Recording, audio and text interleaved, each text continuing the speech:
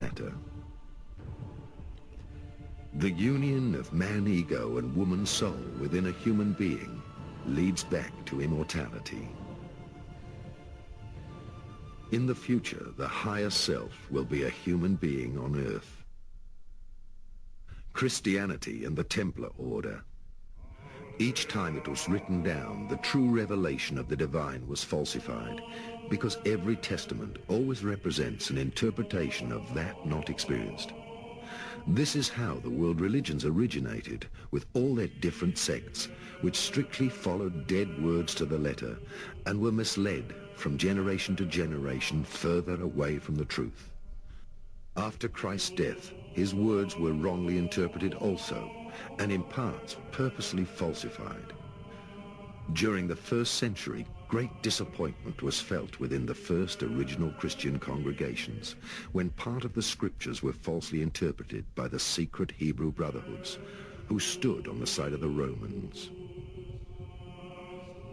The Atlantean gospel of the life of the Essenes, Essena, which still includes the teachings of reincarnation, but excludes any interpretation of evil, led through the centuries to the strong division between heaven and hell.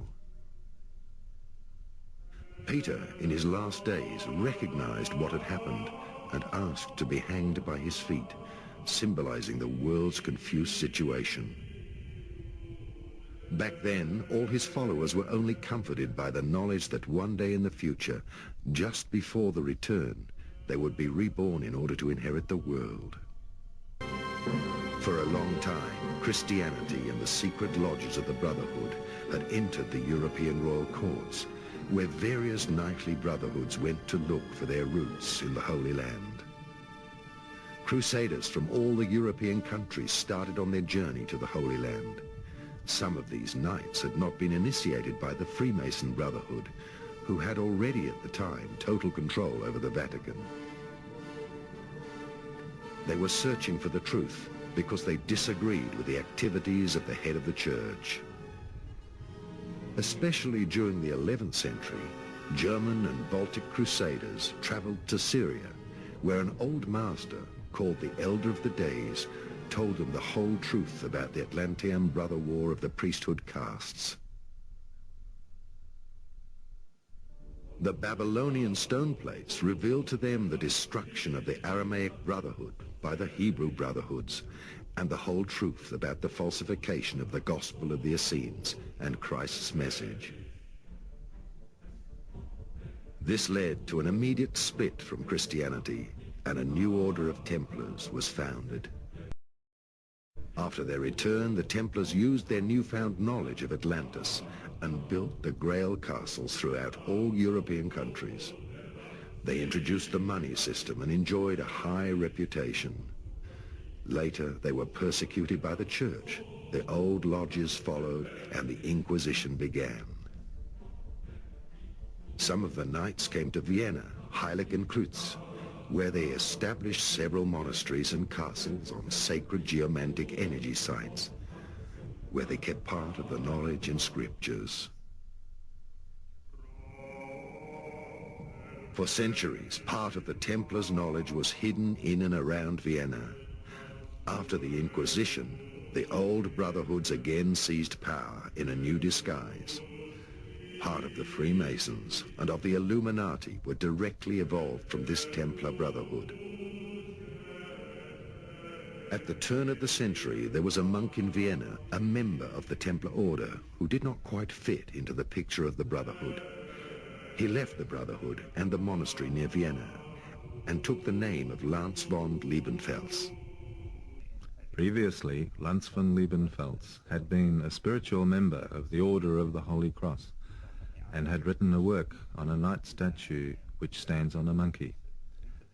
This philosophy of one who stands on a monkey had an extraordinary impact on him, and this was also the core of the ideology.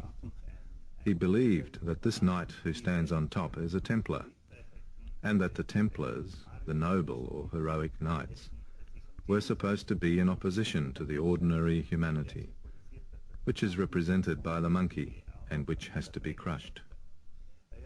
Indeed, there would be a godlike human race and an animal human race. One should say in opposition to the animal human race. Lanz von Liebenfels mingled his Templar knowledge with the Bhagavad Gita translations, which describe the battle of the gods of Atlantis. Later, he taught specifically that the Aryan race of the Brotherhood was the god-human beings, and that the Chandalan were the godless beings. They were involved in endless battles, as mentioned in the Indian mysticism. His worldview was that the Hebrew Brotherhood was the direct descendant of the godless, which suppressed the world of the Aryan gods during the Dark Age. Another interpretation was that the Nordic and Germanic people were the only descendants of the Atlantean Aryan gods, and that their origin could only be identified by their blonde hair and blue eyes. Lanz von Liebenfels was fundamentally convinced that world history arose from the battle between the races, between the noble, heroic and godlike human beings and the animal beings, and in between there were even some combination of both. Thus, through a cleansing process and through the slavery and oppression of the so-called lower human beings, a godly era would appear, if the race conflict was to be won, in Lanz's view. Indeed, this is the root of racism. Since the time of Atlantis and its sinking, two castes of priests fought against each other, the Shambhala and Agartha, constantly changing into new shapes and new cultures. The earth and its eras may only be a mirror of this spiritual argument. In Austria, the old Austrian Templar monasteries are situated all along the river Danube. One of them stands in Branau, the birthplace of Adolf Hitler. We can only guess as to whether Adolf Hitler in his youth met Lanz von Liebenfels already at the Branau monastery, or whether he met him later during his years of study in Vienna. We can be sure that Lanz von Liebenfels initiated Hitler into the old Templar knowledge, the brother war of Atlantis, and into the falsification of Christ's message, the persecution of the Aramaic Brotherhood by the Hebrew Brotherhood, and all these secrets of the past. There is an indication that the first contact happened in the Branau monastery, where there is a copy of the Roman lance of the legionnaire Longistas, which Hitler searched for even more fervently than for the Ark of the Covenant.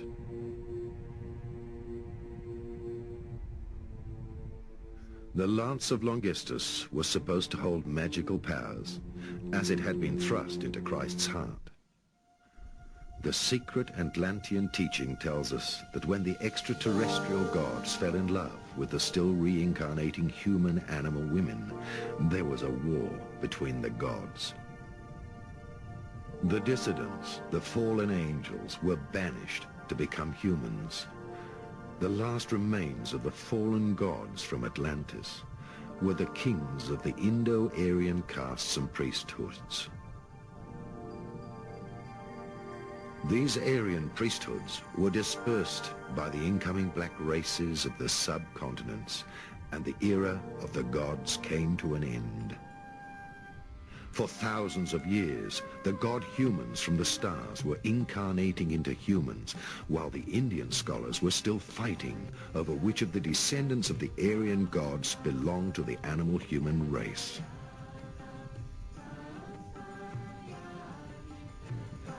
The initial root of racism, distinguishing between a superior and an inferior human, was thus revived, when, at the end of the 19th century, the search for the Aryan god-humans was taken up by a European esoteric elite. It was Nietzsche, with his superhuman and many other prominent writers, who drew the idea of the god-human from Atlantis out of the Indian texts.